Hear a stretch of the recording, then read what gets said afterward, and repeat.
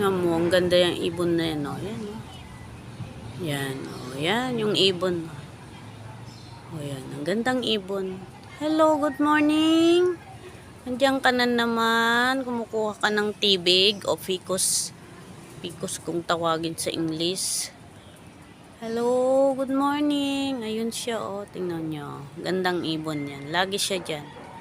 Kasi may tibig dito. Alam niyo, itong mga ibon na to, nagtatanim din sila ng pagkain nila eh. Good morning! Ayan na. Ayan siya. Saan na? Nawala na.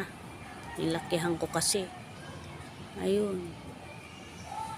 Oh.